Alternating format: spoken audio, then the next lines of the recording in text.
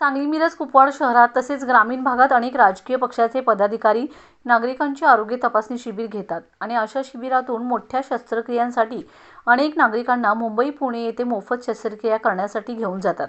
या ठिकाणी शासनाच्या योजनेतून काही जणांचे उपचार केले जातात, मात्र उपचारासाठी पुणे मुंबईतील मोठ्या हॉस्पिटलकडून प्रत्येक पेशंटच्या मागे हे राजकीय पदाधिकारी 40 ते 50 हजार रुपयांचे कमिशन घेत असल्याचा गंभीर आरोप माजी नगरसेवक योगेंद्र थोरात यांनी केलाय।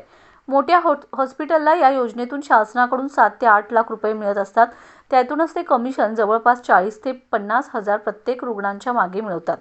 अनेक ठिकाणी अशी बोगस शिबिरे घेऊन लहान मुले आणि नागरिकांना उपचारासाठी मुंबई पुणे येथे घेऊन त्या बदल्यात मोठे कमिशन मिळवत आहेत। त्यामुळे नागरिकांनी याबाबत प्रथम आपल्या स्थानिक डॉक्टरांच्याकडून सल्ल्याने उपचार करावेत, तसेच अशा टोळींपासून सावध राहण्याचे आवाहन माजी नगरसेवक योगेंद्र थोरात यांनी केले।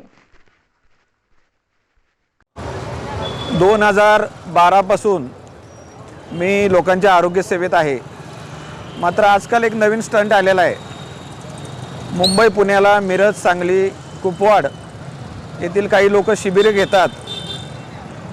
त्याच्यात बरीच लोक आहेत, कोणाचं नाव घेण्यासारखं नाही, बरीच लोक आहेत आणि या शिबिरामध्ये पुण्या मुंबईचे डॉक्टर आणले जातात आणि मला अशी शंका नाही, खात्रीच आहे की ज्या रुग्णांचे लहान बाळांचे असतील, म्हाताऱ्या लोकांचे असतील, वयोवृद्ध लोक आहेत, महिला आहेत, ज्यांची गरज नसते ऑपरेशनला, तुम्ही इथं आधी सेकंड ओपिनियन घ्या।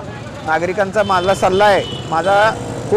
मी या आरोग्य सेवेत खूप दिवसापासून आहे। माझा नागरिकांना खूप एक मोलाचा सल्ला आहे की तुम्हाला कोणी ऑपरेशन सांगितलं पुण्या मुंबईच्या आलेल्या डॉक्टरनं एखाद्या शिबिरात, तर तुम्ही तुमच्या जवळच्या डॉक्टरचा एकदा सल्ला घ्या।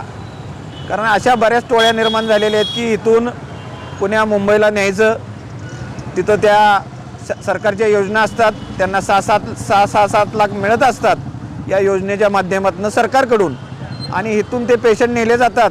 त्यांचं ऑपरेशन नसताना काही वेळाला ऑपरेशन केलं जातं आणि त्यांना नेणाऱ्या माणसाला 40-50 हजार रुपये काय असेल ते कमिशन मिळत जातं। तेव्हा मी सांगली, कुपवाड, मिरज ग्रामीण भागातल्या पण नागरिकांना सावध करतो की असे प्रकार घडत आहेत आणि आपण सावध राहावं। आरोग्य विभागाच्या कार्यालयाला पण मी सांगू इच्छित आहे की असं कुठं होत असेल तर आपण